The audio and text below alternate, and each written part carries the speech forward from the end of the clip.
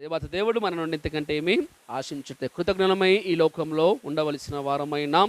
దేవుడి సమస్తము మన సౌకర్యగతము సృష్టించిన సృష్టి యావత్తులు మనం జీవిస్తున్నప్పుడు మనం మనలో ప్రత్యేకంగా సృష్టింపబడిన వారమైన మనల్ని దేవుడు ఎంతగానో ప్రేమించి ఈ ప్రకృతి మీద అధికారాన్ని మనకు కలగజేసి సమస్త విషయంలో ఏలడానికి అవకాశం ఇచ్చిన దేవుని నిజంగా మనం ఎంతగానో కొనియాడవలసిన వారమైనాం. దేవుని ఆమెకు స్తోత్రం కలుగును గాక. ఏర్పాటు చేసిన లేఖన భాగాన్ని మనం చూసుకుని ముందుకు కొనసాగుదాం. ఆదికాండము 21వ అధ్యాయము 17వ వచనంలో ఇక్కడ మనం చూసినట్టయితే, ఆదికాండము 21వ అధ్యాయము 17వ వచనం ఒకసారి మనం చూసినట్టయితే, దేవుడు ఆ చిన్నవాని మొరను వినెను. అప్పుడు దేవుని దూత ఆకాశము నుండి హగరును పిలిచి, హగరు, నీకేమి వచ్చినది? భయపడకుము. ఆ చిన్నవాడున్న చోట దేవుడు వాణ్ణి స్వరము విని ఉన్నాడు అంటున్నాడు. దేవుని ఆమెకు స్తోత్రం కలుగును గాక. హల్లెలూయా. దేవుని వాక్యం మనం చూసినట్టయితే ఇక్కడ అబ్రహాము శారాకు బహుకాలము నుండి వారు అంటే వృద్ధాప్యంలో ఉన్నప్పుడు వారికి సంతానము లేని సమయంలో దేవుని మీద విశ్వాసము అబ్రహాముకున్నది. శారాయి కూడా ఉన్నది కానీ కొంచెం సన్నగిల్లి ఉన్నది కనుక అందుకనే ఆమె ముందుకిక మాకు గర్భఫలం రాదేమో, మాకు వంశము ఈ భూమి మీద విస్తరించడానికి అవకాశం లేదేమో నా ద్వారా, ఎందుకంటే నేను బహుకాలము గడిచిన దానను, నా తర్వాత నేను స్త్రీ ధర్మము ఉడిగిన దానని చెప్పని ఆలోచన కలిగి ఉండి ఏదైనా ఒకటి ముందు కొనసాగాలి, ఆ దాసుడు ఆ విధంగా మిగిలిపోకూడదని ఆలోచన కలిగి ఆమె తన దాసి అయిన హగ్గరును ఆమెనిచ్చి నిజంగా ఈమె ద్వారా సంతానము మనము అంటే ఆ సంతానము పొందుకొని ఈ లోకంలో వారు ముందంటే వారి వంశము వరదిల్లాలని ఆలోచన కలిగింది సంతోషమే. దేవుడు నిజంగా ఆ రీతిగా అబ్రహాముకి ఇష్టం లేనప్పటికీ ఆమె చేసిన కార్యాన్ని బట్టి భార్య వద్దన లేక సరే అని చెప్పని ముందు కొనసాగినప్పుడు దేవుడు వారి మధ్యన ఒక కుమారుని ఇచ్చినాడు. అంతలో నిజంగా దేవుడితో దర్శించి అబ్రహాముకు శారకు వాగ్దానం చేసి మళ్ళీ ఏడు వచ్చినప్పుడు నీకు కుమారుడు కలుగుతానన్నప్పుడు ఆమె అప్పటికి కూడా నవ్వింది. నమ్మలేని పరిస్థితిలో ఉన్నది, కానీ దేవుడు జ్ఞాపకం చేసుకున్నాడు. వృద్ధాప్యంలో కూడా ఒక చక్కటి కుమారుని ఇచ్చినాడు. ఆ కుమారుని 8 రోజుల తర్వాత నిజంగా వారు ఆ దేవుడు చెప్పిన రీతిగా ఆయనకు వారు అదే విధంగా అంటే ఏదైతే వారు ఆ క్రమం దేవుడు చేశాడో ఆ విధంగా వారిని చేయడానికి ఇష్టపడ్డాడు కనుక ఆయనకు చూసినట్టయితే వారు ఆ 8 రోజుల తర్వాత తిరిగి కుమారుడు పెద్దవాడైతున్నప్పుడు పాలు విడిచిన తర్వాత ఒక గొప్ప విందు చేసిన తర్వాత ఏం జరిగిందో ఏమో, కానీ ఆ కుమారుడు హగరు కుమారుడు కొంచెం అవహేళనగా చేసినప్పుడు అది ఆమెకు నచ్చినప్పుడు కోపం వచ్చింది. ఈ దాసి కొడుకు నిజంగా నా కొడుకుతో సమానం, అందుకే ఎవరైనా అంటే ఎవరి పిల్లలు వారికి ప్రేమ లేనప్పుడు మస్తు మాట్లాడతాం, మన పిల్లలకు వచ్చేసరికి ఆలోచన కలిగి స్వార్థం కలిగి ఉంటాం. కానీ దేవుని ప్రణాళికలు ఉంది కనుక ఇష్టం లేక ఇవి ఇక్కడి నుంచి తోలివేయి, ఎందుకంటే వారి ప్రవర్తన సరిగా లేదని చెప్పని గ్రహించింది. ఒకవేళ బహుశా హాగరు వారి కుమారుడు మంచిగా లోబడి అక్కడే ఉండుంటే బహుశా వారి ద్వారా దేవుడు ఇంకా గొప్ప అంటే ఆలోచన కలిగి ఉండేవాడేమో. ఆ చిన్న తప్పిదం ద్వారా దేవుడికి నిజంగా అంటే అక్కడ ఆ శారాకు కొంచెం ఆయాసం కలిగింది కనుక వారు ఉండడము ఆమెకి ఇష్టం లేనప్పుడు వారిని తోలివేయమన్నది. అబ్రహాముకు బాధ కలిగింది, ఎందుకంటే ఆయన ద్వారా కలిగిన కుమారుడు కనుక ఆ విధంగా తోలివేయడము ఆయన కూడా కొంచెం ఇబ్బందికరంగా అనిపించింది. కానీ దేవుని దగ్గర విచారణ చేసినప్పుడు దేవుడు అన్నాడు, నీ భార్య మాట నువ్వు విను, ఎందుకంటే దేవుడు ఇచ్చిన వాగ్దాన సంతానము ఇది. వారు ఈ లోకరీతిగా ఆలోచించి కావాలకొని కోరుకున్న సంతానము ఇస్మాయిల్. అంటే దేవుడు ప్రేమించి ఇచ్చిన వాగ్దాన పుత్రుడు దేవుని ప్రణాళికలో ఉన్నారు.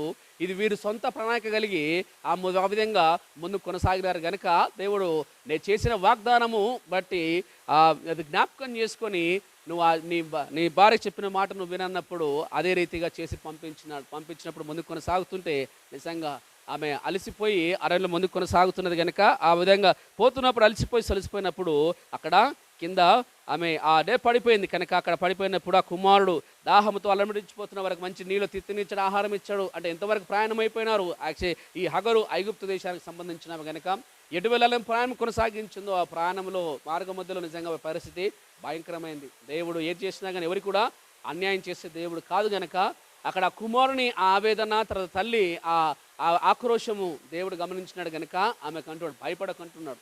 చూసినట్టు ఇక్కడ ఆ దేవుడు ఆ చిన్నవాణి మొర విన్నాడు. తర్వాత అప్పుడు దేవుని దూత ఆకాశం నుండి హగరును పిలిచి, హగరు నీకేమి వచ్చినది?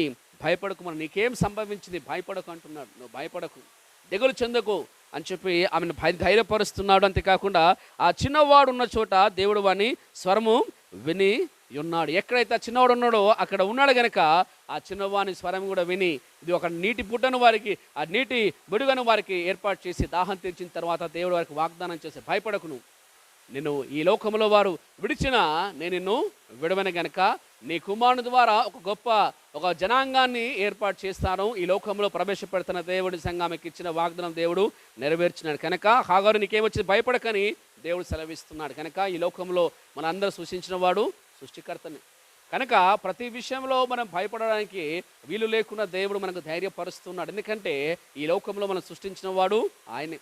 మన తల్లిదండ్రుల కంటే మన గురించి ఎక్కువ తెలిసిన వాడు ఆయనే. మన ఆలోచన పుట్టక ముందే మనం ఏం ఆలోచించబోతున్నామో తెలిసిన దేవుడు.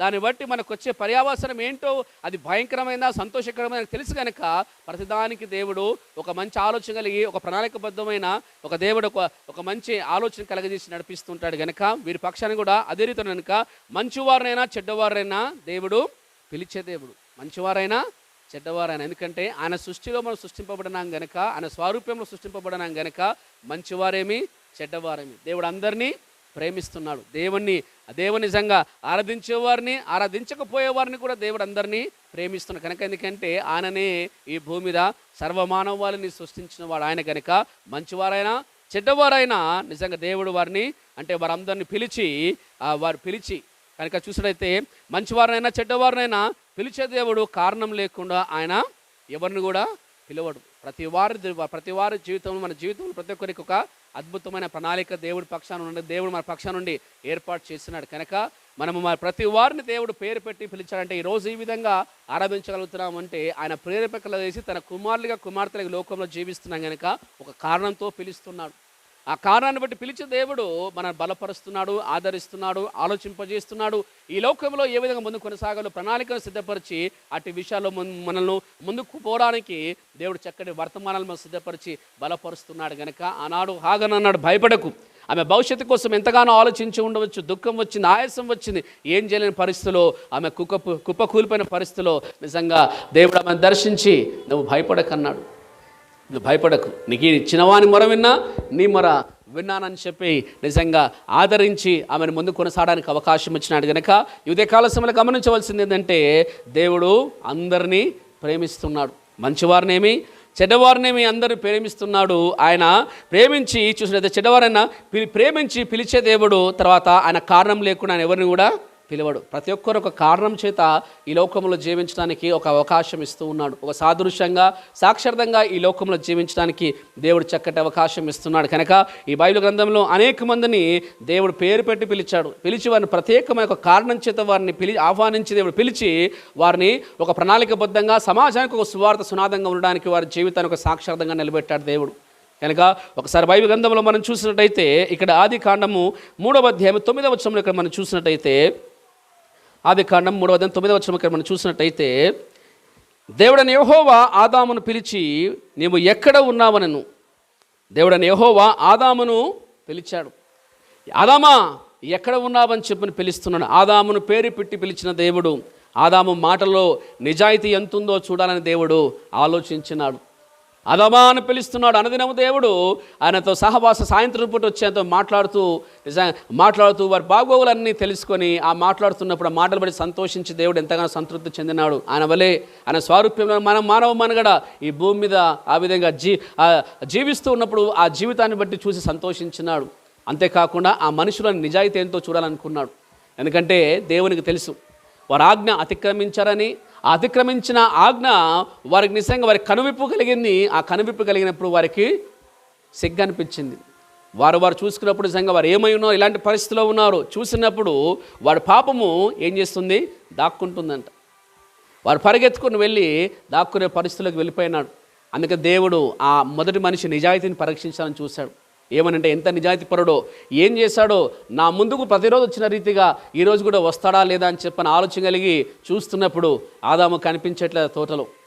అందుకే దేవుడు అంటున్నాడు, ఆదామా నువ్వెక్కడున్నావు అని దేవుడు నిజంగా ఆదాముని అడుగుతున్నాడు. పిలుస్తున్నప్పుడు ఆదాము అంటున్నాడు, అయ్యా నేను దిగంబరిగా ఉన్నాను, అందుకనే నేను సిగ్గుతో చెట్టు వెనకల పొద వెనుక దాక్కున్నాను. నీకెవరు చెప్పారు నీ విధంగా ఉన్నామని పరిస్థితి? అప్పటికైనా ఆదాము ఏం చెప్తున్నాడు, అవును ఇది నువ్వు చెప్పిన పని మేము ఆజ్ఞను అతిక్రమించమని చెప్పట్లేదు, కానీ నువ్వు నాకు ఇచ్చిన సహాయంతో సహాయంగా ఇచ్చిన ఈమె ద్వారా ఈమె కొన్ని పండ్లు ఇచ్చింది, దాన్ని బట్టి నేను తిన్నాను అంటే నా తప్పు లేదని ఒప్పుకుంటున్నాడు. దేవుడు నిజాయితీని చూసి చూడాలని ఇష్టపడినాడు. ఆదాము పేరు పెట్టి పిలిచి ఎక్కడున్నావు అడుగుతున్నాడు. ఆదాము మాటలోని నిజాయితీని చూడాలనుకున్నాడు. ఏ స్థితిలో ఉన్నాడో, ఏమై ఉన్నాడో, ఒప్పుకుంటాడా లేదా, తప్పించుకునే పని చేస్తాడా అన్నప్పుడు నిజంగానే ఆదాము ఒప్పుకునే పరిస్థితులు లేడు, తప్పించుకునే పరిస్థితిలోకి వెళ్ళిపోయినాడు. నిజంగా ఈనాడు కూడా మన దేవుని సముఖంలో వచ్చిన మనమందరం అనేక సార్లు దేవుని సన్నిధిలో వచ్చి మన పరిస్థితులు బట్టి, మనకు ఆయన ప్రతికూలమైన పరిస్థితులు బట్టి, ప్రభావాన్ని బట్టి, మనకున్న బలితలు బట్టి అనేక సార్లు దేవుని దగ్గర వచ్చి మనకు కావలసింది అడుగుతున్నాం, కానీ మనం ఏ స్థితిలో ఉన్నామో ఒప్పుకోనికి మాత్రము ఇష్టపడం, మన గుణాన్ని మాత్రము మార్చుకోవడానికి ఇష్టపడం. ఏమైనా ఆదివారం మందిరానికి వస్తున్నామని ఉంటున్నాం, వాక్యం వింటున్నాం, ప్రార్థన చేస్తున్నాం, వెళ్ళిపోతున్నాం, కానీ మనలో ఉన్న ఆ గుణగణాలు, లక్షణాలు, కొన్ని ఆలోచనలు, పద్ధతులు పోవట్లేదు. కనుక దేవుని దగ్గరికి వచ్చినా కానీ మనల్ని పేరు పెట్టి పిలిస్తే నిజంగా మనం బాహాటంగా మన జీవితం కనిపిస్తున్నదా, లేక దాక్కునే పరిస్థితిలో వెళ్ళిపోయినామా? దేవుడు అదే నిజాయితీని చూస్తున్నాడు. ఆదామును పిలిచి ఆయనలో నిజాయితీ ఎంతుందో, ఏం చేస్తాడో ఒప్పుకుంటాడేమనుకుంటే ఆదాము తప్పించుకునే పరిస్థితులకు వెళ్ళిపోయినాడు. ఈనాడు కూడా ఏదైతే మనకు కావలసినమని కోరుతున్నాం, కానీ దేవునికి ఇష్టం వచ్చినట్టుగా జీవించాలని దేవుడు ఆకాంక్షించినప్పుడు ఆ విధంగా కాకుండా మన ఇష్టానుసారంగా జీవిస్తున్నాం. ఈ శరీరాన్ని ప్రేమిస్తున్నాం, శరీరానికి కావలసిన సమకూరుస్తున్నాం, సంతృప్తిపరచాలని చూస్తున్నాం, కానీ ఈ శరీరంలో పెట్టిన జీవమిచ్చిన ఆ జీవాధిపతిని చాలాసార్లు మనము నిర్లక్ష్యం చేస్తూ ఉంటాం. కనుక ఉదయకాల సమయంలో దేవుడు మనల్ని పేరు పెట్టి మనల్ని పిలిచాడు. తన కుమార్తెలుగా ఈ లోకంలో జీవించడానికి అవకాశం ఇచ్చాడు. ఉచితంగా రక్షణ ఇచ్చినాడు. చక్కగా తొట్టిల్లిపోకుండా చక్కని సహవాసం ఇచ్చినాడు. ఆ సహవాసంలో ఆత్మీయంగా ఎదగడానికి దేవుడు వర్తమానాన్ని ఇస్తున్నాడు. అనుదిన సహవాసం కోసం మనకు ప్రార్థనలు దేవుడు మన జీవితంలో కలగజేస్తున్నప్పుడు నిజాయితీగా ఉండాలని దేవుడు ఇష్టపడుతున్నాడు. ఆయన కనుదృష్టిలో నిజాయితీగా మనం నిలబడాలని దేవుడు ఇష్టపడుతున్నాడు. పిలిచినప్పుడు నిజంగా మనకున్న వాటిని ప్రభువా అంటున్నాం, మనకు కావాల్సిన అప్లికేషన్స్ పెడుతున్నాం, అంతేగాని కండిషన్స్ మాత్రము పాటించట్లేదు. ఏదైనా కానీ అప్లికేషన్ ఫామ్ నింపాలంటే కూడా అయిన తర్వాత డాక్యుమెంట్ బాగా చదవండి అని చెప్పి కింద ఉంటుంది. కనుక మన జీవితంలో, క్రైస్తవ జీవితంలో చూసినట్లయితే దేవుడు పేరు పెట్టి పిలిచిన తర్వాత దేవుడు ఆ పేరుకు తగినట్టుగా ఈ లోకంలో మనము జీవించాలి. మన తల్లిదండ్రులు ఇచ్చిన పేరు కాదు, కానీ క్రైస్తవులు, క్రీస్తును పోలి నడిచేవారు, క్రీస్తు బోధను వినేవారు, క్రీస్తు బోధను విని అనుకరించి లోకంలో జీవిస్తూ ఆయన ప్రేమను ప్రకటించేవారుగా ఈ లోకంలో ఉండాలని దేవుడు ఈ రక్షణ ప్రణాళికను మనందరి కోసము సిద్ధపరుచున్నాడు. కనుక ఉదయకాల సమయంలో ఒకసారి ఆత్మ పరిశీలన మనం చేసుకునే వారిగా ఉండవలసిన వారమైనాం. దేవుడు ఆదామును పేరు పెట్టి పిలిచిన దేవుడు ఎక్కడున్నావు అని అంటున్నాడు. అంటే ఆదాములో నేను నిజాయితీని చూడాలనుకుంటున్నాడు. ఈరోజు మనం క్రైస్తవులుగా ఈ లోకంలో జీవిస్తున్న మన జీవితంలో ఎంతవరకు మనం నిజాయితీగా ఉండి దేవుని దగ్గర మన జీవితము బాహాటంగా, స్పష్టంగా అది అద్దం వలె కనిపిస్తుందో ఒకసారి ఆత్మ పరిశీలన చేసుకునే వారిగా ఉండాలి. కనుక ఈ శరీరాన్ని ప్రేమిస్తున్నాం కనుక, ఈ శరీరానుసారంగానే వెళ్ళిపోతున్నాం కనుక, ఆత్మానుసారమైన మాటలు మనం నిజంగా చాలాసార్లు అర్థం చేసుకోలేకపోతున్నాం కనుక జ్ఞాపకం చేసుకుందాం. ఆదామును పేరు పెట్టి పిలిచాడు. ఎందుకు అంటే ఆయనలో ఉన్న నిజాయితీని పరిశీలించాలని. ఎంత నిజాయితీ పరుడో, నిజంగా యథార్థవంతుడే ఒప్పుకుంటాడు అనుకున్నాడు, కానీ ఆయన పక్కకి తన నెపము నెట్టేయడానికి ప్రయత్నం చేస్తున్నాడు. ఈనాడు కూడా మన పరిస్థితి ప్రభావం బట్టి చాలాసార్లు ఏం చేసావంటే నేనేం చేసినా అంటాం. ఫస్ట్ అదే, ఏం చేసావంటే నేనేం చేసినా అని చెప్పాను. ఎందుకు ఇలా చేసావంటే నేను ఒక్కనే చేసినా వాళ్ళందరూ చేశారని చెప్తున్నా. అంటే మనతో పాటు మనం చేసిన దాన్ని తప్పించుకోవడానికి మనం ప్రయత్నం చేస్తూ ఉంటాం. కనుక మనుషుల దగ్గర తప్పించుకోవచ్చేమో, కానీ దేవుని దగ్గర తప్పించుకునే అవకాశము లేదు. కనుక మనం క్రైస్తవులుగా, క్రీస్తు నమ్మిన బిడ్డలము, వాక్యానుసారంగా జీవిస్తున్న బిడ్డలు మనము దేవుని దగ్గర నిజంగా మనము నిజాయితీగా ఉండాలి. మన సృష్టికర్త దగ్గర నిజాయితీగా మనం లేకపోతే ఇక సమాజం మనుషులతో ఉండం సామాన్యంగా. ఎందుకంటే అక్కడ తప్పించుకుంటున్నాం, జీవాధిపతి తప్పించుకుంటున్నప్పుడు ఈ లోకం అనేక విషయాలు తప్పించుకునే పరిస్థితులే మనకు వెళ్ళిపోతుంటాం. కనుక ఆ విధంగా ఒకసారి ఆలోచించాలని ప్రభుపేట విజ్ఞాపన చేస్తున్నాం. రెండోదిగా మనం చూసినట్లయితే ఆదాము ఆదికాండము 4:9 కూడా మనం చూసినట్టయితే వారి ద్వారా వచ్చిన సంతానాన్ని కూడా దేవుడు ప్రశ్నిస్తూ ఉన్నాడు. ఆజ్ఞ అతిక్రమించిన వారి లోకంలో దేవుడు వారు నిజంగా ఆ తోటలో వారు చనిపోవలసిన వారు కానీ దేవుడు తిరిగి వారిని క్షమించి బయట వారిని బ్రతకడానికి అవకాశం ఇచ్చినాడు. వారి తర్వాత వచ్చిన పిల్లలు కూడా ఏ విధంగా ఉన్నారని పరిశీలించాలని దేవుడు చూసినప్పుడు ఇక్కడ ఆదికాండం 4:9 మనం చూసినట్టయితే, యెహోవా నీ తమ్ముడైన హేబేలు ఎక్కడ ఉన్నాడని కయ్యూను అడగగా అతడు, నేనెరగను, నా తమ్మునికి నేను కావలివాడనా అని అంటున్నాడు. దేవునామకు స్తోత్రం కలుగును గాక. హల్లెలూయా. కయ్యూను పేరు పెట్టి పిలిచిన దేవుడు కయ్యూను స్వభావాన్ని పరీక్షించాడు. ఎలాంటి స్వభావం కలిగి ఉన్నాడు. తండ్రి ఆజ్ఞ అతిక్రమించినాడు. వారి ద్వారా తిరిగి వచ్చిన ఈ సంతానము తల్లిదండ్రులు నిజంగా వారికి చక్కటి బోధలో పెట్టి క్రమంలో పెట్టి నడిపించిన తర్వాత ఈయన మనస్తత్వం ఎట్లుంది, రెండవ తరాన్ని పరిశీలిస్తున్నాడు దేవుడు. దాని ఆ స్వభావం ఎలాంటిదని దేవుడు పరిశీలిస్తున్నప్పుడు ఏమంటాడు ఇక్కడ ఈ వాక్యంలో, యెహోవా నీ తమ్ముడైన హేబెలు ఎక్కడున్నాడని కయ్యూనును అడగగా అతడు, నేను ఎరగనంటున్నాడు. నీ తమ్ముడేడి అంటే నాకు తెలియదు అంటున్నాడు. ఏం చేశాడో తెలుసు. ఆ తమ్ముని ఏం చేశాడో, ఎంత భయంకరంగా చంపేశాడో ఆయనకు తెలుసు. ఆ స్వభావము ఆయన అంటే ఆ స్వభావంతోనే ఆయన స్వార్థపూరితంగా ఉన్నాడు. ఇద్దరు బలులు అర్పించినారు. ఒకడు మనస్ఫూర్తిగా హృదయపూర్వకంగా అర్పించిన అర్పణ దేవుడు అంగీకరించినాడు. మనసులో అనేకమైన ఆలోచన కలిగి ఐహిక విచారం కలిగి అర్పించిన అర్పణ కయ్యూను అర్పించినాడు. నేను కష్టపడ్డాను, నేను దుఃఖితున్నాను, నేను నీళ్లు పెట్టాను, నేను విత్తనం నాటాను, నేను సంరక్షించాను, ఎంత చేసిన తర్వాత చేసింది నేను తినాలి కానీ దేవునికి ఎందుకు ఇవ్వాలన్న ఆలోచన కలిగింది.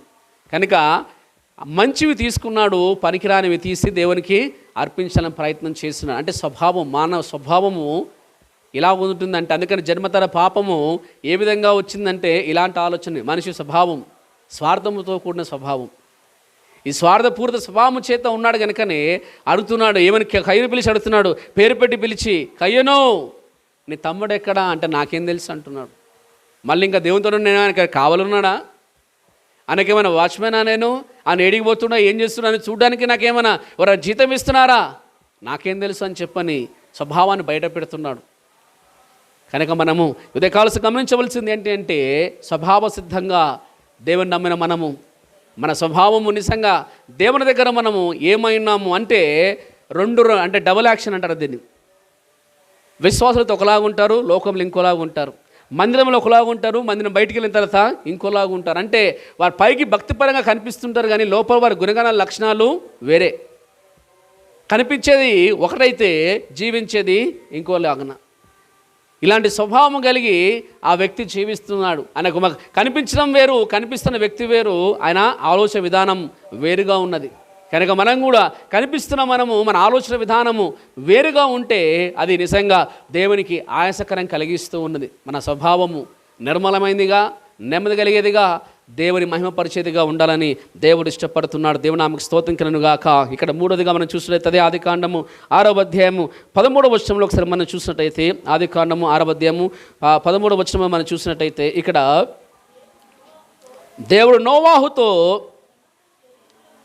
సమస్త శరీర మూలముగా భూమి బలాత్కారంతో నిండి ఉన్నది గనుక నా సన్నిధిని వారి అంతము వచ్చి ఉన్నది, ఇదిగో వారిని భూమితో కూడా నాశనము చేయుదును అంటున్నాడు. నోవాహును పేరు పెట్టి పిలిచిన దేవుడు.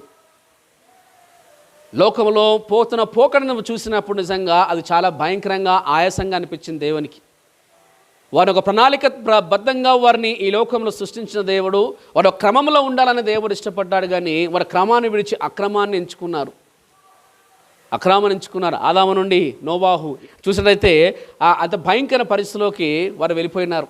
ఎంత భయంకరం అంటే భూమి మీద అలాంటి మనుగడ ఉండడము దేవునికి ఆయాసకరంగా అనిపించింది. లోకానుసారంగా వారు వెళ్ళిపోయినారు కనుక అలాంటి భయంకర పరిస్థితిలో కూడా నోవాహు తన కుటుంబం మాత్రము దేవుని యందు భయభక్తులు కలిగి జీవించినారు. అలా జీవించినారు కనుకనే ఈ లోకానికి ఒక పాఠాన్ని నేర్పించాలని దేవుడు ఇష్టపడినాడు. ఆ పాఠం ఏంటంటే, దేవుని వ్యతిరేకంగా జీవించిన వారి పరిస్థితి నిజంగా దేవుడు వారందరినీ నిర్మూలన చేయాలనుకున్నాడు. కానీ ఒక వ్యక్తిని చూసినప్పుడు ఆయన యథార్థవంతునిగా, నీతిమంతునిగా కనిపించినాడు. కనుక అయితే నోవాహు యెహోవా దృష్టియందు కృప పొందినవాడాయను.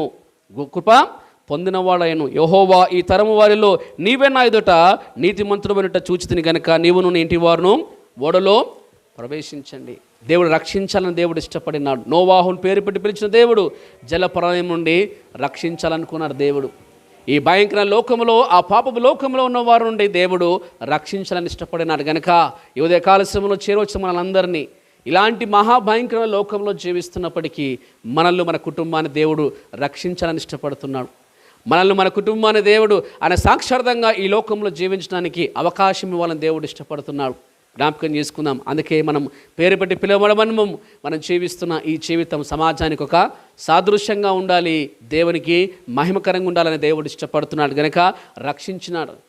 నీవు నీ కుటుంబము నీ చూసినప్పుడైతే నువ్వు యథార్థవంతుడిగా ఈ తరమంతటిలో నా ఎదుట నీవేం నీతిమంతుడవై ఉన్నావు, న్యాయంగా బ్రతికినావు. ఈ తరమంతటిలో ఆనాడు భూమి మీద జీవిస్తున్న వారందరికంటే నీతిమంతునిగా నోవాహు జీవించినాడు. తన భార్య, తన కుమారులు, కోడళ్ళంతా ఒక మంచి ఐక్యంగా ఉండి ఒక ఆరోగ్యమైన కుటుంబం, భయభక్తుల కుటుంబంగా ఉన్నారు కనుక దేవుడు ఆ కుటుంబాన్ని రక్షించినాడు. ఈనాడు మన దేవుడు నిజంగా మన కుటుంబాలను రక్షించాలని దేవుడు ఇష్టపడుతున్నాడు. కనుకనే మన కుమారులను, కుమార్తెలను, భార్యను, భర్తను దేవుడు అందరినీ నశించిపోకుండా ఉండాలని, ఎత్తబడే గుంపులో ఉండాలని, రక్షింపబడిన కుటుంబంగా ఉండాలని దేవుడు ఇష్టపడుతూ ఉన్నాడు. మనందరినీ ప్రేమిస్తున్న దేవుడు, పేరు పెట్టి పిలిచిన దేవుడు, ఎవరు కూడా ఇక్కడ మిస్ కావద్దనుకుంటున్నాడు. యెహోషువ వలె ఉండాలని దేవుడు ఇష్టపడుతున్నాడు. నేను నా ఇంటి వారును యెహోవాను సేవిస్తాం. కానీ ఈరోజు ఏం వెలిగిందంటే, నేను ఒక్కడిని వస్తా, మా భార్య రాదు, డ్యూటీకి పోతుంది, బిజీ. నేను ఒక్క ఆమెను వస్తాం, మా ఆయన రాడు, ఆయన లోకంలో బిజీ.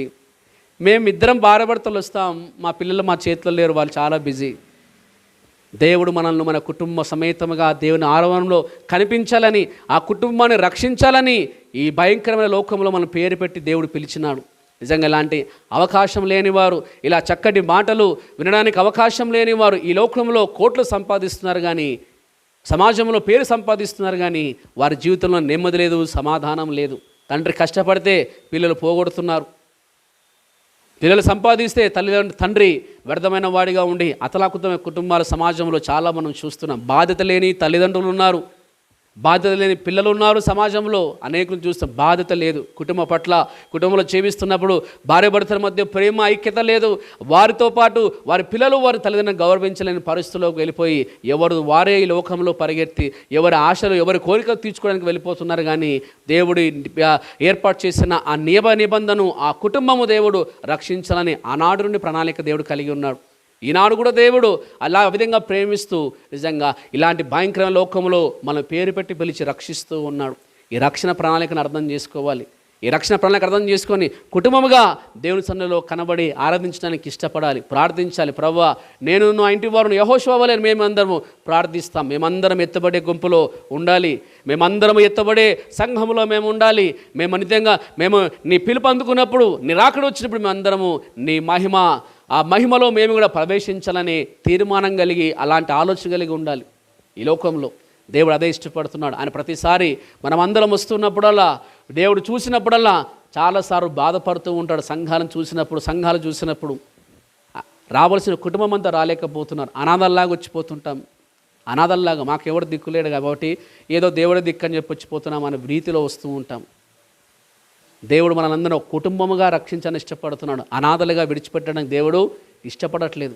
ఒక కుటుంబ వ్యవస్థలో మనం జీవించాలని, ఒక కుటుంబం అంతా రక్షింపబడాలని, ఆ కుటుంబం అంతా దేవునిలో ఆత్మీయంగా ఎదగాలని, ఆ కుటుంబం అంతా నిజంగా అనేక సమాజానికి ఒక సాక్షార్థంగా ఉండాలని దేవుడు ఇష్టపడుతున్నాడు. కనుకనే పేరు పెట్టి మనం పిలిచినాడు. నోవాహును అందుకనే దేవుడు ఆ కుటుంబం అంతా రక్షించినాడు. ఆ రక్షణ ఓడలకు తీసుకుని వెళ్ళిపోయినారు దేవుడు. వారు నిజంగా ఈ లోకం మీద నేరస్థాపన చేయడానికి అంత పాపములో ఉంటే, ఇదిగో మా కుటుంబం, నేను, నా భార్య, నా పిల్లలు, నా కోడలందరూ క్రమంలో ఉన్నాం. దేవుడు ఈరోజు రక్షించి తిరిగి మా అమ్మని ఫలింపజేసినాడు. ఈరోజు అభివృద్ధిలోకి వెళ్ళడానికి అవకాశం కలుగజేస్తున్నాడని చెప్పని సాక్షార్థంగా వారు నిలబడ్డారు. ఈరోజు మన పితరులు వాళ్ళు. కనుక దేవుడు ఇష్టపడుతున్నాడు ఏంటంటే అనాథలుగా కాదు, కానీ ఓ కుటుంబముగా, ఓ కుటుంబ వ్యవస్థలో దేవుడు ఏర్పాటు చేసినప్పుడు మనం చూసినప్పుడు సంతోషించాలి. దేవుడు, ఇది నా కుటుంబం, నేను పేరు పెట్టి పిలిచిన ఈ కుటుంబం, ఇది నేను ఇష్టపడ్డ కుటుంబం, నేను రక్షించుకున్న కుటుంబం, ఈ కుటుంబం కోసం నేను రక్తం చిందించినాను, నా వెల ఇచ్చి నేను కొనుక్కున్న నా సొత్తు ఇది అని చెప్పని దేవుడు మన గురించి ఆ సంతోషించే స్థితిగతిలో మనం ఉండాలని దేవుడు ఇష్టపడుతున్నాడు. ఆలోచిద్దాం. దేవుడు ఇలాంటి మంచి అవకాశం అంటే ఆనాడు పిలిచి ఆ కుటుంబాన్ని రక్షించినాడు. ఈనాడు దేవుడు మన కుటుంబాన్ని రక్షించాలని ఇష్టపడుతున్నాడు. మా కుటుంబంలో పిల్లలు నరకం పోలని ఇష్టం లేదు, వాళ్ళ లోకంలో పాడైపోవాలని దేవునికి ఇష్టం లేదు. అందరూ ఐక్యత కలిగి దేవుని సముఖంలో కనబడి ఆయనకు మహిమకరంగా ఈ లోకంలో జీవించాలని దేవుడు ఇష్టపడుతున్నాడు. ఆ కుటుంబం రక్షణలో ఎప్పుడు వస్తుందంటే వారందరూ భయభక్తిలో ఉంటేనే, ఆ భయభక్తి ఎప్పుడు వస్తుందంటే కుటుంబం అంతా ఒక దగ్గర కూర్చొని ప్రార్థన చేస్తూ వస్తుంది. కుటుంబం అంతా కూర్చొని ఒక దగ్గర చేసి ప్రార్థన చేస్తే ఆ ప్రార్థన వారిని అందరినీ ఐక్యపరుస్తుంది, సమాధానపరుస్తుంది, ప్రేమను పుట్టిస్తుంది. ఒకరినొకరు అర్థం చేసుకొని దేవుని మహిమార్థం ఈ లోకం ముందు కొనసాగడానికి అవకాశం ఉంటుంది కనుక జ్ఞాపకం చేసుకుందాం. దేవుడు ఆమెకు స్తోత్రం కలుగును గాక. ఆదికాండము 12వ అధ్యాయం మనం చూసినట్టు, ఆదికాండం 12వ అధ్యాయము 1-2 వచనాలు మనం చూసినట్టయితే ఇక్కడ, యెహోవా నీవు లేచి నీ దేశము నుండి, నీ బంధువుల యొద్ద నుండి, నీ తండ్రి ఇంటి నుండి బయలుదేరి నేను నీకు చూపించు దేశమునకు వెళ్ళుము అంటున్నాడు. దేవుడు ఆమెకు స్తోత్రం కలుగును గాక. హల్లెలూయా. అబ్రహామును పేరు పెట్టి పిలిచిన దేవుడు, అబ్రహామును పిలిచిన దేవుడు ఒక గొప్ప జనాంగంగా ఆశీర్వదించాలని దేవుడు ఇష్టపడ్డాడు.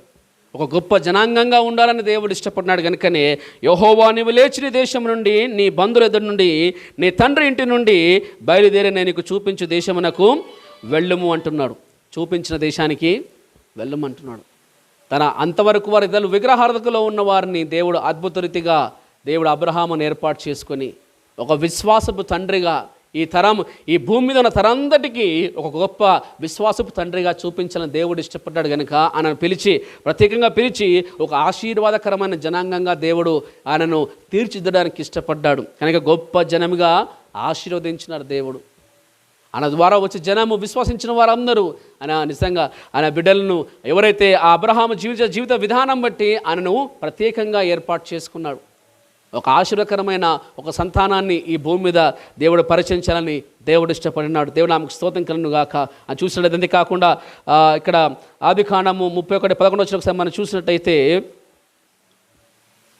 ఆదికాండం 31:11 ఒకసారి మనం చూసినట్టయితే, మరియు ఆ స్వప్నమందు దేవుని దూత యాకోబు అని పిలువగా, చిత్తం ప్రభువా అని చెప్పి తిని. దేవుడు ఆమెకు స్తోత్రం కలుగును గాక. హల్లెలూయా.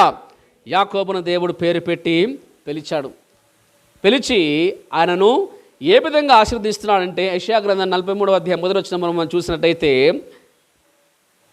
యెషయా గ్రంథం 43వ అధ్యాయము 1వ వచనం ఒకసారి మనం చూసినట్టయితే, అయితే యాకోబు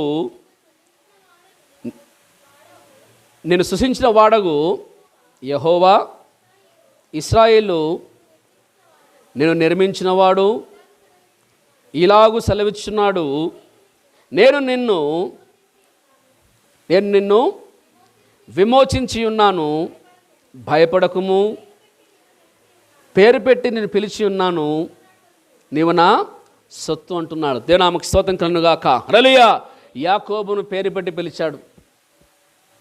పేరు పెట్టి పిలిచినప్పుడు ఆ స్థితిగతిలో భయంకర స్థితిలో అన్నకు భయపడి ఏం చేయాలో పరిస్థితి అర్థం కాని పరిస్థితిలో ఉండి తన భార్యలను రెండు గుంపులుగా చేసి ముందు బహుమానం పంపించినాడు. ఆయన బహుమానాన్ని చూసి మనసు మార్చుకుంటాడేమో అని. ఆ బహుమానం వద్దు, నాకు చాలా ఉన్నది, ఇంతకంటే ఎక్కడ తమ్ముడు నేను కలవాలన్నప్పుడు, అయ్యా మీ అన్న బహుమానం తీసుకోలేదు, నేను కలవడానికి వస్తున్నాడు. భయం వేసింది. రాత్రి నిజంగానే ప్రార్థిస్తూ మొరపెడుతున్నాడు. ఏం పేరు నీ పేరు అంటే, మోసగాడు యాకోబు అంటున్నాడు. దేవుడు తిరిగి ఇశ్రాయేలుని దీవించి పంపించినాడు. అయితే యాకోబు నిన్ను స్తుతించిన వాడనగు యెహోవా, ఇశ్రాయేలు నిన్ను నిర్మించిన వాడు ఇలాగూ సెలవిచ్చుచున్నాడు. ఇశ్రాయేలు నేను సృష్టించిన వాడను నేనే, నేను నిర్మించిన వాడను నేనే నిన్ను విమోచించి ఉన్నాను, భయపడకము, పేరు పెట్టి నేను పిలిచి ఉన్నాను, నీవు నా సొత్తు అంటున్నాడు దేవుడు. నీవు నా సొత్తు. దేవుడి నాడు ఆయన సొత్తుగా మనం ఉన్నాం. ఈరోజు పిలిస్తే జీవిస్తారు మనమందరము ఆయన సొత్తు. మనము కాదు కానీ ఆయన సొత్తు. ఆయన సొత్తుగా ఉండడానికి ఆయన మనందరి కొరకు వెల చెల్లించి ఆయన పిల్లలుగా ఈ లోకంలో జీవించడానికి అవకాశం ఇచ్చిన యాకోబును పేరు పెట్టి దేవుడు తన సొత్తుగా చేసుకోవడానికి పిలిచినాడు. ఈనాడు పేరు పెట్టి మనం పిలిచిన దేవుడు ఆయన సొత్తుగా, ఆయన బిడ్డలుగా, ఆయన ఆస్తిగా ఈ భూమి మీద మనం ఉండాలని దేవుడు ఇష్టపడుతున్నాడు. ఆయన సొత్తుగా ఉండాలని. కాబట్టి భయపడద్దు అంటున్నాడు దేవుడు. భయపడకు, నేను నిన్ను నిర్మించిన వాడని నేనే, విమోచించువాడని నేనే, ఓ ఇశ్రాయేలు నువ్వు జ్ఞాపకం చేసుకో అంటున్నాడు. ఈనాడు కూడా మన తల్లి గర్భమైన రూపించిన వాడు ఆయనే. రక్షించుకున్నవాడు ఆయనే, మనల్ని బలపరిచే మహిమార్థ ఈ లోకంలో నడిపించేవాడు ఆయనే. ఆయన సొత్తుగా మనల్ని ఈ లోకంలో చేసుకున్నాడు. మన సొత్తుగా నిజంగా ఎంత ధన్యకరమైన జీవితం ఆలోచించినట్టయితే ఆయన ఆస్తి అంటున్నాడు. మనమందరము దేవుని ఆస్తి. ఆస్తి ఎట్లా వస్తుందంటే కష్టపడి సంపాదిస్తే వస్తుంది. దేవుడు మనందరి కొరకన్నా కష్టపడి ఆయన ఆ సిలువను మోసి ఆయన అక్కడ ఆ సిలువలో మనందరి పాప క్రయధనముగా ఆయన చెల్లించి మనందరిని ఆయన సొత్తుగా చేసుకున్నాడు. ఈరోజు పిలిచిన మనము దేవుని సొత్తై ఉన్నాం. ఒంటరి వారం కాదు, మనం ఒంటరి వారం కాదు, ఆయన సొత్తుగా ఈ లోకంలో ఉన్నాం. కనుక ఆ సొత్తు భయపడే అవసరం లేదు. ఎవరు అంటే నేను దేవుని బిడ్డ, నేను యేసయ్య బిడ్డనని చెప్పుకోవడానికి దేవుడు మనకు అవకాశం ఉంది. అందుకే తండ్రి అబ్బా అని పిలిచే ఆత్మను మనకి ఇచ్చినాడు. దత్తపుత్రులుగా ఈ లోకంలో మనం పిలుస్తున్నాడు దేవుడు. ఆయన సొత్తుగా ఈ లోకంలో ఉండడానికి దేవుడు మనల్ని పిలిచినాడు. కనుక ఆనాడు యాకోబును ఆయన సొత్తుగా పిలిచిన దేవుడు, ఆయన వాగ్దానం చేసిన వాడు నమ్మదగిన వాడు. కనుక ఇంకా నేడు కూడా వారి వంశం మీద అలాంటి ఆలోచన కలిగి వారు రక్షిస్తూ ఉన్నాడు. అరే యేసుక్రీస్తు ద్వారా రక్షింపబడే మనమందరం కూడా ఆయన రాకడ పర్యంత వరకు సొత్తుగా ఈ లోకంలో జీవించడానికి అవకాశం ఇస్తున్నాడు. కనుక ఆయన సొత్తై ఉన్నాం. అందుకే భయపడకు యాకోబు అంటున్నాడు. ఈనాడు దేవుడు అంటున్నాడు, భయపడకు, నువ్వు నా సొత్తు, నువ్వు నా సొత్తు, నా బిడ్డవు, నువ్వు భయపడే అవసరం లేదు, ఎందుకంటే నేను నీ పక్షాన ఉన్నానని చెప్పని దేవుడు తెలియచేస్తున్నాడు. కనుక ఆయన సొత్తుగా ఈ లోకం ఉండడానికి దేవుడు మనం పిలిచున్నాడు. దేవుడు ఆమెకు స్తోత్రం కలుగుగాక. ఇక్కడ మనం చూసే నిర్గమకాండం 3వ అధ్యాయం 4వ వచనం కూడా మనం చూసినట్టయితే, ఇక్కడ నిర్గమకాండము 3వ అధ్యాయం 4వ వచనం ఒకసారి మనం చూసినట్టయితే, ఇక్కడ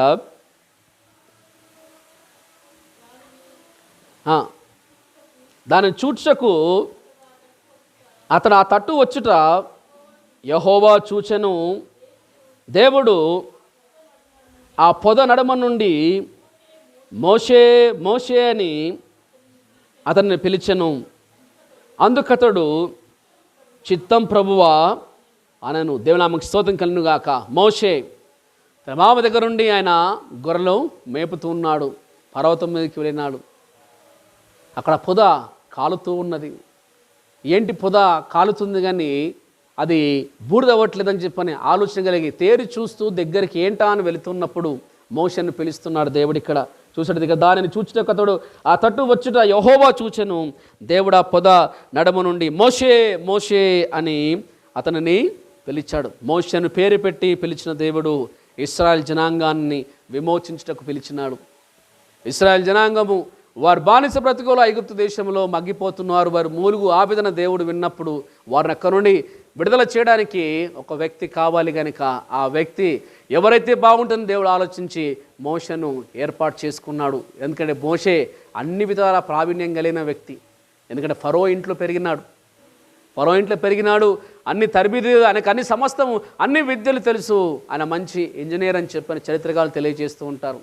ఆయన కట్టిన భవనాలు కూడా ఉన్నాయని చెప్పని తెలియజేస్తుంటారు చరిత్రకారులు. కనుక అలాంటి ఆ వ్యక్తి సామాన్యంగా ఉన్నప్పటికీ దేవుడు పేరు పెట్టి పిలిచి ఆ జనాంగాన్ని విమోచించడానికి ఆయనను ఏర్పాటు చేసుకున్నాడు. దేవుడు ఆమెకు స్తోత్రం కలుగుగాక. ఇశ్రాయేలును చూసినది ఇక్కడ అక్కడ మోషేను పేరు పెట్టి పిలిచాడు ఇశ్రాయేల్ జనాంగాన్ని విమోచించడానికి, వారు ఆ బంధకముల నుండి విమోచించడానికి, విడుదల కలగజేయడానికి ఆయన పేరు పెట్టి పిలిచినాడు. కనుక ఈనాడు దేవుడు మనల్ని కూడా ఆ బంధకముల నుండి విడుదల పొందుకొని లోకం పొందుకొని సాగడానికి దేవుడు మనల్ని ఒక మంచి సాధనంగా వాడుకోవడానికి దేవుడు ఇష్టపడుతున్నాడు. విడుదల కలగజేయడానికి ఒక వ్యక్తిగా ఉన్నాడు. కనుక ఇంటికి ఒక వ్యక్తి ప్రార్థన పరుడై ఉండాలి. వాళ్ళు ప్రార్థన పరులై ఉండి ఆ కుటుంబాన్ని ఒక మంచి చక్కటి మార్గంలో నడపన ఆ విశ్వాసంలో ఆత్మీయతలో నడిపించడానికి ప్రేరేపణ కలగజేసేవారు ఉండాలి ఇంట్లో. అప్పుడే దేవుని సన్నిధి ఆ ఇంట్లో ఉంటుంది. ఒకరిని పురిగొల్పుకొని ఒకనొక నాయకత్వ లక్ష్యమే కలిగి ఒక క్రమంలో పెట్టి ముందుకు నడిపించడానికి ఒక మంచి అన్ని విధాల ఆత్మీయత కలిగి జ్ఞానం కలిగిన వ్యక్తి కుటుంబంలో ఉంటే ఆ కుటుంబము సమృద్ధి, సమాధానం, క్షేమంగా ఉంటుంది. ఆ కుటుంబంలో అలా నడిపించే వ్యక్తి లేకపోతే ఎవరి ఆలోచన వారు వెళ్ళిపోయినప్పుడు ఆ కుటుంబంలో నిజంగా ఐక్యత కోల్పోతాం. కనుక దేవుడు ఎలాడు నిజంగా చూసినట్లయితే మోషేను పేరు పెట్టి పిలిచి ఇశ్రాయేలును విమోచించడానికి పిలిచినాడు. ఈనాడు దేవుడు మనం పిలుస్తూ ఉన్నాడు. మనమే మన కుటుంబాన్ని మనం నిలబడి ఒక శరీర తాటి మీద నడిపించి ఆత్మీయతలో, విశ్వాసంలో, ఈ లోకపోకుండా ప్రతి విషయంలో మంచి అవగాహన కలిగి ఈ లోకం ముందు కొనసాగడానికి దేవుడు ఇష్టపడుతున్నాడు. దేవుడు ఆమెకు స్తోత్రం కలుగును గాక. హల్లెలూయా. అందుకని చూసినట్లయితే ఆ సమూయేలు గ్రంథం మొదటి సమూయేలు గ్రంథం 3వ అధ్యాయం 4వ వచనంలో మనం చూసినట్టయితే,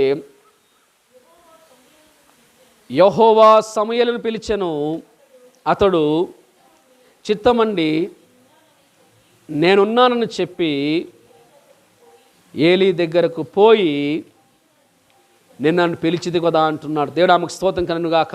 ఈ వచనం మనం చూసినట్లయితే మొదటి 3వ అధ్యాయం 4వ వచనంలో యెహోవా సమూయేలును పిలిచెను, అతడు చిత్తమండి నేనున్నానని చెప్పి సమూయేలును పిలుస్తున్నాడు. షిలోహు మందిరంలో అది వరకు నిజంగా ప్రత్యక్షత లేదు. ఏలీ వాళ్ళ కుమారులు అక్రమం జరిగిస్తూ ఉన్నారు. వారు భయము భక్తి కోల్పోయినారు.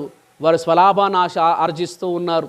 వారికి ఇష్టం వచ్చినట్టుగా అక్కడ చేయవలసిన ఆ క్రమాన్ని వారు అతలాకుతలం చేస్తున్నారు. దేవుని ప్రసన్నత లేదు, దేవుని ప్రత్యక్షత లేదు, దేవుని ఆ కార్యాలు కూడా జరగట్లేదు. అందరూ వస్తున్నారు వెళ్ళిపోతున్నారు కానీ దేవుని సన్నిధి ప్రత్యక్షత లేని అలాంటి చీకటి కాలంలో దేవుడు సమూయేలును పేరు పెట్టి పిలిచినాడు. సమూయేలును పేరు పెట్టి పిలిచి జరగబోయే దానిని తెలియజేయటకు ఒక ప్రవక్తగా దేవుడు ఏర్పాటు చేసుకున్నాడు. జరగబోయేదాన్ని ముందుగా తెలియచేయడానికి ఏర్పాటు చేసుకున్నాడు.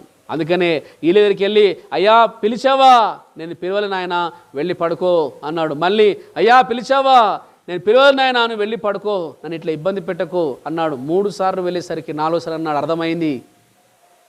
అంతవరకు ఆయన ప్రత్యక్షత ఎప్పుడు ఆయన చాలా అది కోల్పోయాడు కనుక తిరిగి జ్ఞాపకం వచ్చింది. దేవుని ప్రత్యక్షత తిరిగి ఆరంభమవుతున్నదని తెలుసుకున్నాడు. ఆరంభమవుతున్న ప్రత్యక్షతను తెలుసుకొని, నా కుమారుడా ఈసారి వస్తే నా ఏలినవాడా నీ దాసుడు ఆలకిస్తున్నాడు అని చెప్పని మాట్లాడమనగానే మాట్లాడినప్పుడు దేవుడు ఆ ఏలి కుటుంబానికి, ఇశ్రాయేల్ జనాంగానికి జరగబోయే అనేక విషయాలను దేవుడు ఆయన ద్వారా బయలుపరిచి వారికి ఒక రాజునిగా అభిషేకించి ఒక అనేక విషయాల్లో ఇశ్రాయేలుకు సహాయకుడే ఉండి నడిపించినాడు. దేవునికి స్తోత్రం కలుగును గాక. హల్లెలూయా. ఆయన పేరు పెట్టి పిలిచిన దేవుడు జరగబోయే దానిని ముందుగా తెలియజేస్తాడు. ఈనాడు అలాంటి ఆత్మీయ స్థితిలో ఎదిగే పరిస్థితిలో మనం ఉండాలి. జరగబోయేది మనం తెలుసుకునేటట్టుగా అలాంటి ఆత్మీయతలో ఎదిగే వారిగా ఈ లోకంలో ఉండాలని దేవుడు ఇష్టపడుతున్నాడు. కొన్నిసార్లు మనం అనుకున్నప్పుడు, కొన్ని జ్ఞాపకం వచ్చినప్పుడు ఆశ్చర్యపోతుంటాం. ఏమని?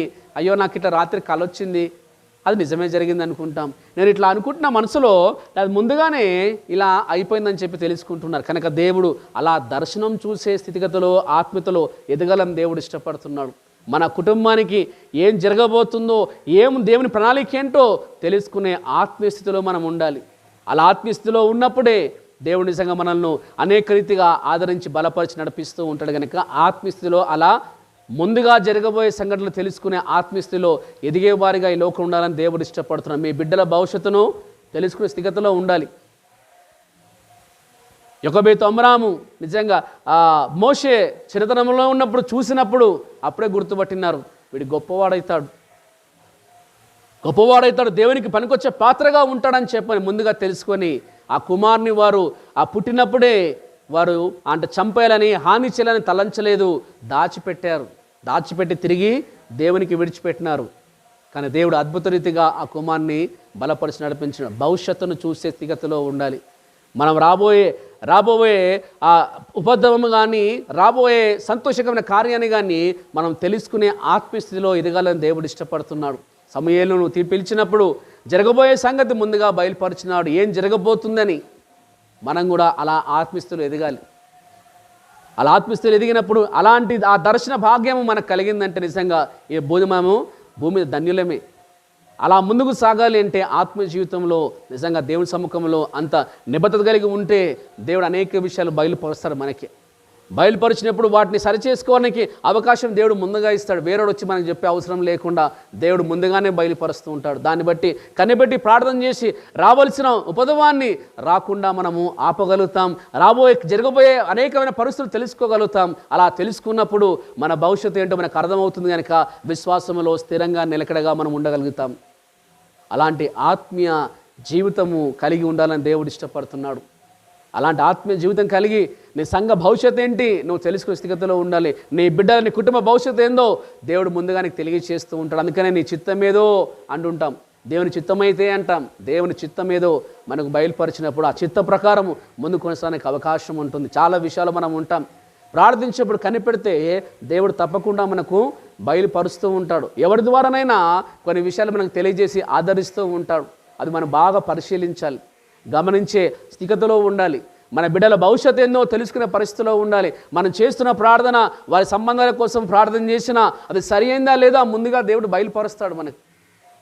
మన పిల్లలు ఏ స్థితిగతిలో ఉండి ఆ స్థితిలో ఉంటాడా లేదా ముందుగా దేవుడు బయలుపరుస్తూ ఉంటాడు మనల్ని.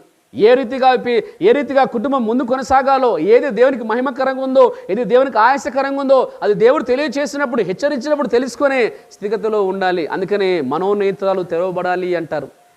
ఆత్మీయ మనోనేత్రాలు తెరవబడినప్పుడే ఆత్మీయంగా జరిగే సంఘటన అర్థం చేసుకుంటాం. మనోనేత్రాలు మూయబడితే మనకు అర్థం కావు. మన మీదకి వచ్చేంత వరకు, మనకు దెబ్బ తగిలేంత వరకు మనము అర్థం చేసుకునే పరిస్థితిలో ఉంటాం. కనుక దేవుడు అలాంటి ఆత్మీయ స్థితిలో మనం అర్థం చేసుకునే స్థితిగతిలో ముందుగా తెలుసుకునే స్థితిగతిలో ఉండాలని దేవుడు ఇష్టపడుతున్నాడు. జరగబోయే దానిని తెలియచేస్తున్నాడు దేవుడు. జరగబోయేదాన్ని దేవుడు తెలియజేసినాడు సమూయేలుకు. ఈనాడు మనల్ని కూడా అలా ఆ జరగబోయే వాటిని మనం ముందుగా తెలుసుకోవడానికి దేవుడు ఆత్మీయస్థితిలో మనం ముందు కొనసాగినప్పుడు, ప్రార్థించినప్పుడు, దేవుని సముఖంలో గడిపినప్పుడు అనేక విషయాలు దేవుడు మనకు బయలుపరుస్తూ ఉంటాడు. కనుక జ్ఞాపకం చేసుకుందాం. ఒకసారి మనం చూసినట్టయితే, చివరిగా మనం చూసినట్టయితే ఆ పేతురు రాసిన మొదటి పత్రిక 2వ అధ్యాయము 9వ వచనం ఒకసారి మనం చూసినట్టయితే, అయితే మీరు చీకటిలో నుండి ఆశ్చర్యకరమైన తన వెలుగులోకి మిమ్మును పిలిచిన వాని గుణాతిశయములను ప్రచురము చేయి నిమిత్తము ఏర్పరచబడిన వంశమును, రాజులైన యాజక సమూహమును, పరిశుద్ధ జనమును, దేవుని సొత్తైన ప్రజలై ఉన్నారు అంటున్నాడు. దేవునికి స్తోత్రం కలుగును గాక. హల్లెలూయా.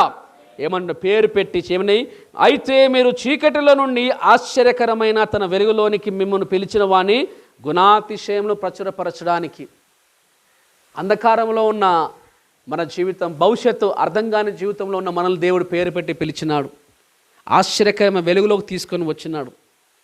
చీకటి దాపరికానికి సాదృశ్యం. చీకటిలో ఏం కనిపించదు, దాచిపెడితే ఏది కనిపించదు. వెలుగు స్పష్టతకు సాదృశ్యం. దేవుని సముఖంలో ఏమై ఉన్నామో, ఏ స్థితిగతిలో ఉన్నామో బాహటంగా దేవుడు మనం చూపిస్తూ ఉంటాడు. కనుక అలా యథార్థవంతులమై ఈ లోకంలో దేవుని సముఖంలో ఆదాము వలె పొదసాటు కాకుండా దేవుని ఎదుట నిలబడి మనం ముందు కొనసాగే వారిగా ఉండాలని దేవుడు ఇష్టపడుతున్నాడు. కనుక ఆశ్చర్యకరమైన తన వెలుగులోనికి మిమ్మల్ని పిలిచిన వాని గుణాతిశయములను. మన పితరులు ఈ లోకానుసారమైన ఆచారంలో ఉన్నవారు, కానీ మనల్ని దేవుడు ఆశ్చర్యకరమైన వెలుగులో తీసుకొని వచ్చినాడు. ఈ వెలుగు సంబంధమైన వారుగా ఈ లోకంలో జీవించడానికి అవకాశం ఇస్తున్నాడు.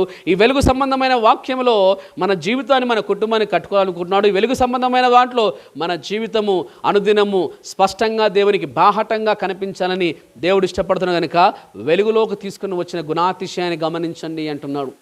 చీకటిలో, అజ్ఞానంలో కాకుండా తెలివి జ్ఞానంలోకి తీసుకొని వచ్చినాడు దేవుడు. జ్ఞానంలోకి తీసుకొచ్చిన దేవుడు మనల్ని ఏ విధంగా ఈ లోకంలో జీవించాలో ఒక స్పష్టమైన మార్గాన్ని మనకు చూపించిన దేవుడు. ఆ స్పష్టమైన మార్గంలో మనం నడుస్తూ ఉన్నప్పుడు మన జీవితము ఇతరులకు ఒక సాదృశ్యంగా ఉండాలని దేవుడు ఇష్టపడుతున్నాడు. కనుక ఆయన చేసిన వెలుగు మేము పిలిచిన వాని గుణాతిశయమును ప్రచురం చేయ నిమిత్తము. ఆ వెలుగులోకి వచ్చిన తర్వాత ఆయన ఎలాంటి గుణగణాల లక్షణాలు ఉన్నాయో ఈ లోకంలో మనం ప్రచురపరిచేవారిగా, ఇతరులకు మనము అది తెలియచేసేవారిగా, బయలుపరిచేవారిగా దేవుడు ఏం చేసినాడంటే, ఇక్కడ చూసినట్లయితే ప్రచురపరిచే నిమిత్తము ఆ ఏర్పరచబడిన వంశమును ప్రత్యేకంగా ఏర్పాటు చేసుకున్న దేవుడు మనల్ని. ఈ విధంగా ఏర్పాటు చేసుకున్న వంశమును, రాజులైన యాజక సమూహమును, తర్వాత పరిశుద్ధ జనమును, పరిశుద్ధమైన జనముగా దేవుని సొత్తైన ప్రజలై ఉన్నారు. దేవుని సొత్తుగా ఈ లోకంలో పిలిచిన మనల్ని చీకటి నుండి ఆశ్చర్యకరమైన వెలుగులకు తీసుకొని వచ్చిన దేవుని గుణాతిశయములను ఈ లోకంలో మనము సాక్షాత్తంగా ప్రచురపరిచేవారిగా ఉండాలి. యేసుక్రీస్తును రక్షకునిగా ఎందుకు అంగీకరించావంటే దేవుడు నీ జీవితంలో గొప్ప సాక్ష్యాన్ని పెడతాడు. ఊరికే మా అమ్మ నాయన పోయి నేను వాళ్ళ వెనక్కిపోయినా అంటే కుదరదు. ఇది దేవుడు మనకు ఒక రక్షణ ప్రణాళికను ఏర్పాటు చేశాడు. ఆ ప్రణాళిక ఏంటో దేవుడు మనల్ని ఆయన రక్షించుకొని ఈ లోకం నెరవేర్చడానికి ప్రయత్నం చేస్తూ ఉంటాడు.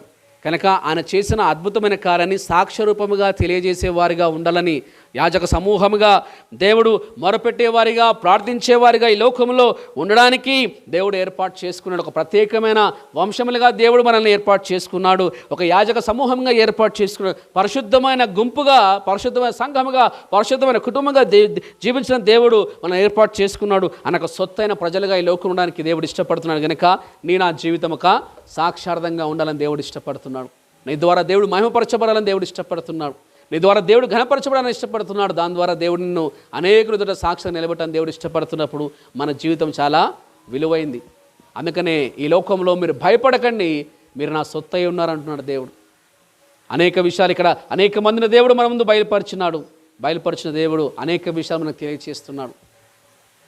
ఏ విధంగా మనం జీవించాలి, పేరు పట్టి పిలిచిన మనల్ని ఆయనకు ఏ విధంగా, ఆయనకు సాక్షార్థంగా, ఆయనకు మహిమకరంగా, ఈ సమాజానికి దీవెనకరంగా జీవించాలనో ఇక్కడ ఈ మనుషులను మనకు దేవుడు పరిచయం చేసినాడు. కనుక జ్ఞాపకం చేసుకుందాం. పేరు పెట్టి పిలిచిన మనల్ని, ఆయన సొత్తుగా ఏర్పాటు చేసుకున్న మనల్ని ఈ లోకంలో నిజాయితీగా ఉండాలని దేవుడు ఇష్టపడుతున్నాడు. మన స్వభావము దేవుని సముఖంలో యథార్థమైనదిగా ఈ లోకంలో ఉండాలని దేవుడు ఇష్టపడుతున్నాడు. నీ కుటుంబాన్ని రక్షించాలని దేవుడు ఇష్టపడుతున్నాడు.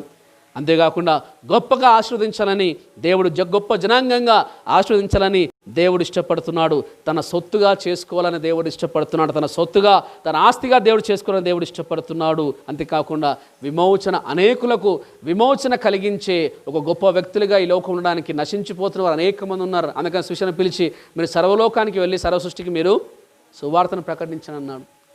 ఈరోజు మన ఈ కుటుంబంలోనే మనం ప్రకటించలేకపోతున్నాం. బాహాటంగా బయటికి ఏంటి పరిస్థితి?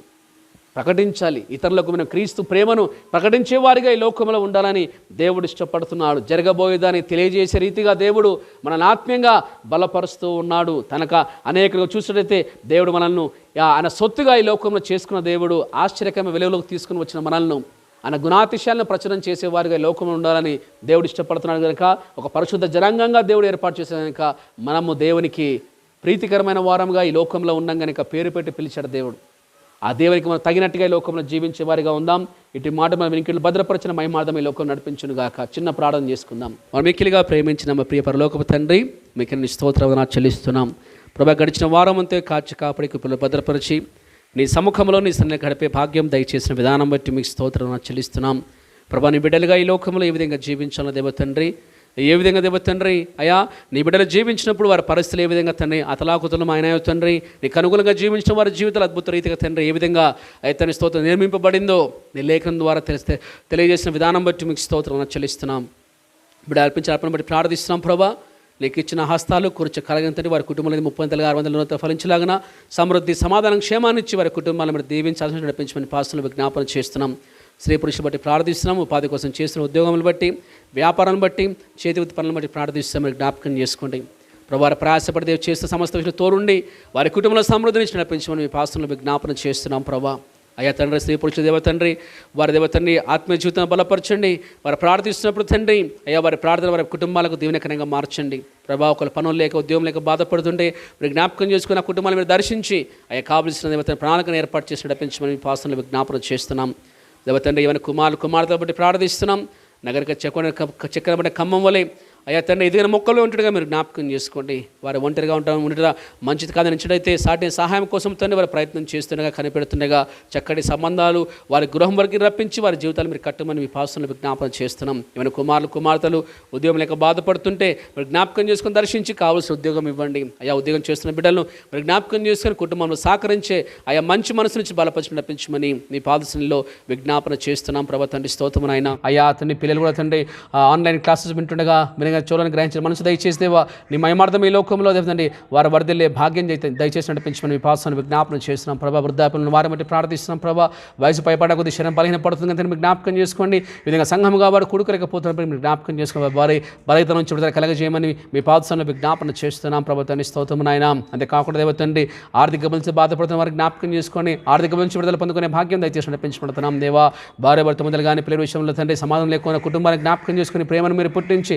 వారు సమాధానంగా ఈ లోకంలో అయా ఐక్యత కలిగి జీవించే కృప చూపు నడిపించమని మీ పాసంలో విజ్ఞాపన చేస్తున్నాం ప్రభా. అనారోగ్యంతో బాధపడుతామని బట్టి ప్రార్థిస్తూ జ్ఞాపకం చేసుకోండి. అయా గాయని కట్టుబడి నీవు స్వస్థపరిచే యెహోవా నియమం సంఘం ప్రార్థించినప్పుడు దేవ తండ్రి అయా సంఖ్యలు విడిపోతాయి కనుక దేవ తండ్రి అయా సంఘమంతో చేరి ప్రార్థిస్తున్న తండ్రి బలహీన వారిని మీ దగ్గర హస్తం చేత మీరు ముట్టి స్వస్థపరచమని బలపరచమని మీ పాసంలో విజ్ఞాపన చేస్తున్నాం ప్రభా తండ్రి. స్తోత్రం నాయన మనకి సారదేవ తండ్రి స్తోత్రం ప్రభా.